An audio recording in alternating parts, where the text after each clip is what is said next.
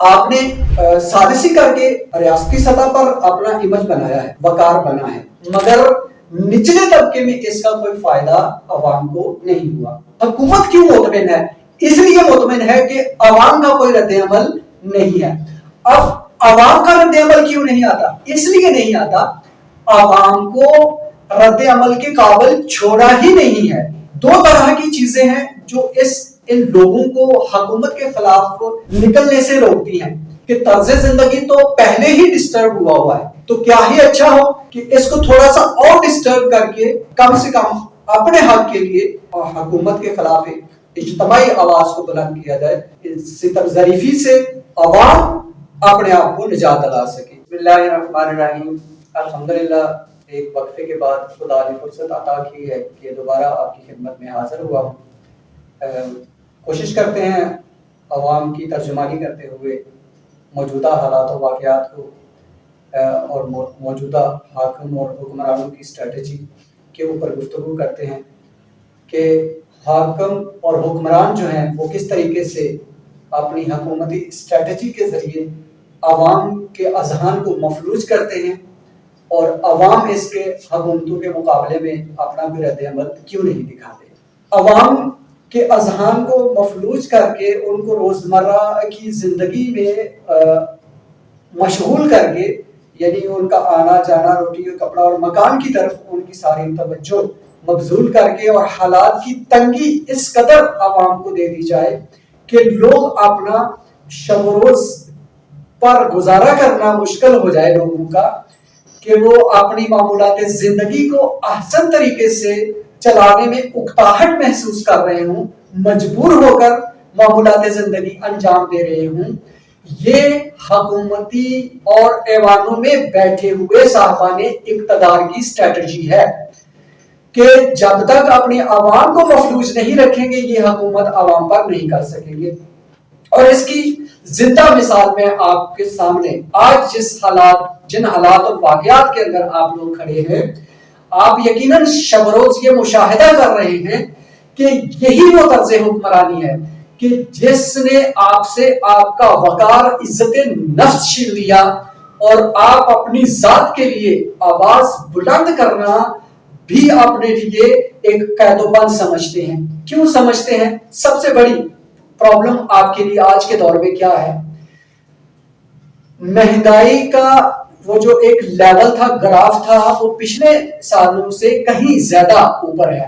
جس کی موجودہ ٹھیک ہے جنگی حالات ہیں، عالمی حالات ہیں، اس میں اگر ہم اپنے پڑوس میں بات کریں تو وہاں پہ ہر چیز ایک لیول میں چل رہی ہے، لیکن جیسے ہی ہم ایک انٹری پاکستان کے اندر مارتے ہیں اور دیکھتے ہیں کہ موجودہ حالات جو ہیں وہ عوام کی پہنچ سے، عام آدمی کی پہنچ سے دور ہو گئے ہیں، بلکہ میں یہ کہتا ہوں کہ خاص و عام کی پہنچ سے یہ حالات و واقعات دور ہو گئے ہیں۔ اس کا ذمہ دار کون ہے؟ آیا کہ یہ عوام ہے؟ یقیناً ہے۔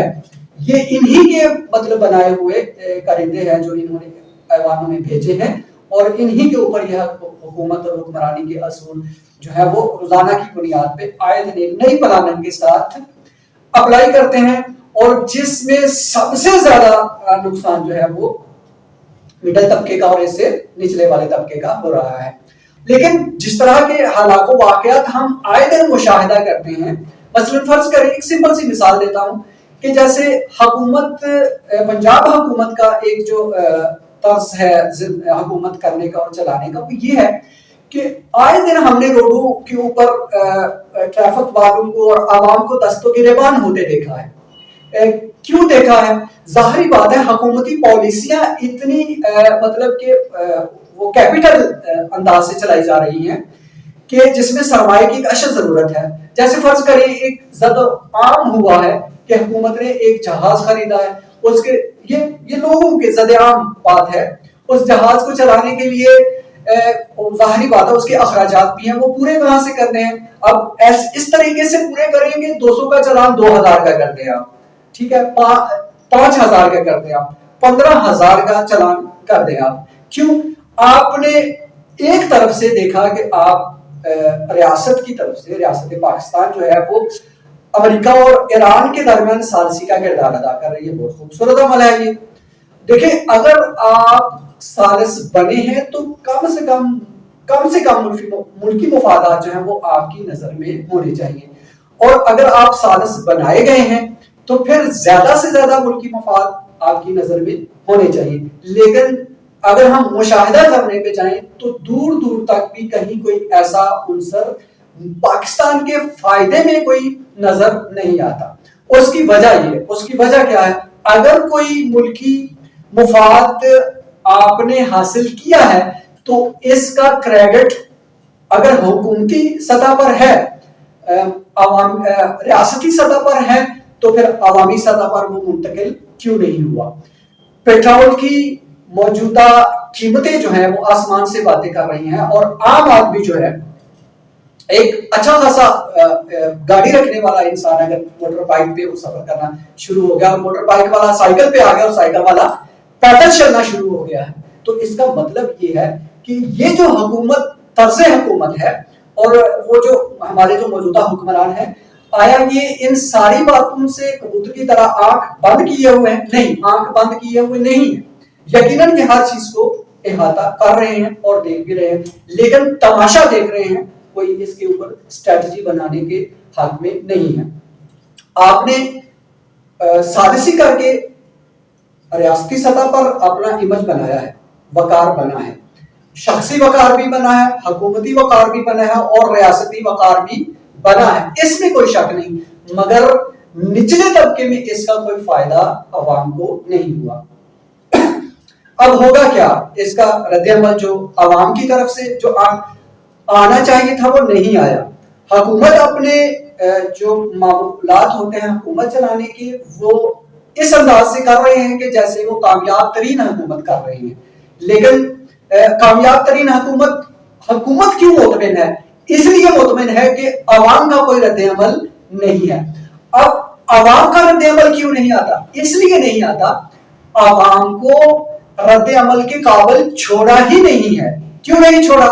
اس لیے نہیں چھوڑا کہ ایک غریب آدمی جو صبح سے شام تک محنت کر کے اپنے بچوں کے لیے روٹی بڑی بمشکل اس کو کر پاتا ہے، اپنے کچن کا جو خرچہ ہے وہ چلا سکتا ہے، تو اس کو احتجاج کرنے اور حکومت کے خلاف بولنے کے لیے فرصت نہیں ہے. دو طرح کی چیزیں ہیں جو ان لوگوں کو حکومت کے خلاف نکلنے سے روکتی ہیں. ایک چیز کیا ہے جو ہمارے پاکستان میں مشاہداتی طور پہ ہے، وہ کیا ہے؟ قائد و بند کی صحبتیں جو ہیں، یہ لوگ آگاہ ہو چکے ہیں، اور کوئی بھی شخص جو ہے وہ اس قابل نہیں سمجھتا کہ وہ حکومت کے خلاف نکل کر آواز بلند کرے اور قائد و بند کی صحبتوں کو برداشت کرے. ان ساری صورتحال میں ہم خود سے ایک انالائز کریں، ایک مشاہدہ کریں کہ ہم کہاں کھڑے ہیں، ہمیں کہاں کھڑا ہونا چاہیے تھا، یا ہمیں کہاں کھڑا ہونا چاہیے. آخر کب تک ہم اس گھسے پٹے نظام کے ساتھ زندگی گزاریں گے؟ ہم حکومت کی ستم ظریفیوں کو اور اپنی مجبوری اور لاچاریوں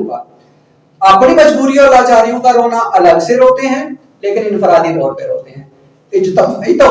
اجتماعی طور پر اگر ہمیں کوئی عمل انجام دینا پڑے تو ہم اس سے عاجز ہیں. عاجز کیوں ہیں؟ وہ ساری چیزیں ہمارے سامنے ہیں کہ معمولات زندگی، اگر ہم اس عمل کو انجام دیتے ہیں تو طرز زندگی ڈسٹرب ہوتا ہے.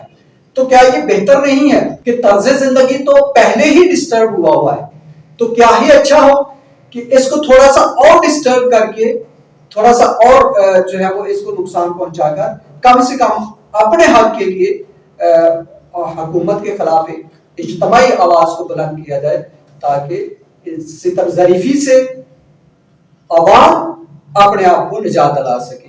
یہی بہترین ایک طریقہ ہے. ادروائز آپ خاموش رہیں، یہ مطمئن رہے. اگر آپ مطمئن نہیں ہیں تو آپ کوئی اپنا عمل دکھائیں، کوئی ایسا عمل کر کے دکھائیں کہ آپ حکومت کے خلاف کس طریقے سے اپنی آواز کو پہنچا سکتے ہیں. کہ لوگ ستم برداشت کیے جا رہے ہیں، لیکن حکومت جو ہے وہ اپنا آنا جانا اور ریل پیل اور یہ سارا مطمئن طریقے سے انداز حکومت چلا رہی ہے. یہ پیمانہ دونوں کا، عوام کا مطمئن ہو جانا اور ستم ظریفی پر آنکھیں بند کر دینا، یہ ان کے لیے درست نہیں، اور حکومت کے لیے یہ باعث ننگوہار ہے کہ ستم بالا ستم، ایک ستم کے اوپر دوسرا ستم، یہ کہ آپ مطمئن رہیں، ظلم بھی رہے، جبر بھی رہے، حکمرانی کے اصول بھی سارے آپ نے مرتب کیے اور عوام کو پھینک دیا لاوارث کر کے، یہ طرز حکمرانی بھی درست نہیں۔